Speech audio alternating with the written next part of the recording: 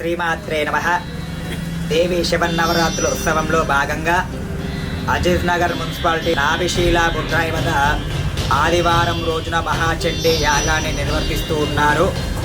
ఈ మహాచండీ యాగము అతి శక్తివంతమైనటువంటి యాగం అండి. ఈ యాగం చేయడం వల్ల చాలా రకమైనటువంటి శుభ ఫలితాలు పొందుతారు. శత్రువులపైనటువంటి రక్షణ, ఎవరైతే మనకు శత్రువులు ఉన్నారో వారి వల్ల మనకు ఇబ్బంది కలుగుతుందో వారిపై విజయాన్ని సాధించడము, ఆరోగ్య రక్షణ, మనకు ఆరోగ్యం బాగా లేక ఆరోగ్యం స్థిరత్వం లేక ఇబ్బంది పడుతున్నారో వారికి ఆరోగ్యం మంచిగా అవ్వడము, దానితో పాటు ధన స్థిరత్వము కూడా కలుగుతున్నది. ధనములో ఇబ్బంది పడుతున్నటువంటి వారందరికీ కూడా ధన స్థిరత్వము కూడా కలుగుతుంది. ఉద్యోగ అవకాశాలు లేక విద్యాభ్యాసం చక్కగా లేక ఉన్నటువంటి వారందరూ కూడా ఈ యొక్క అవకాశాలు, ఉద్యోగ అవకాశాలు లభించడం లాంటివి శుభ ఫలితాలు జరుగుతాయి.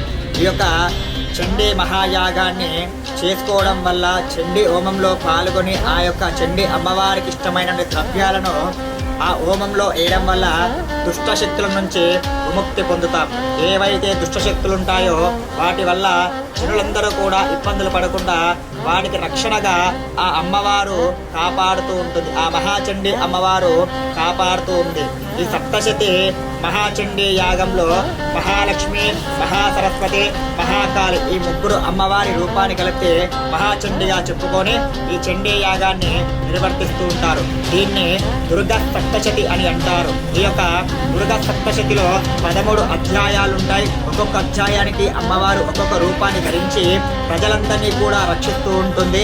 అదేవిధంగా ఈ 13 అధ్యాయాల్లో అతి శక్తివంతమైనటువంటి 700 శ్లోకాలు ఉంటాయి. ఆ 700 శ్లోకాలతో పఠనం చేస్తూ అమ్మవారిని ఆవాహనం చేస్తూ ఈ యొక్క చండీ యాగాన్ని బ్రాహ్మణులు నిర్వర్తిస్తూ ఉంటారు.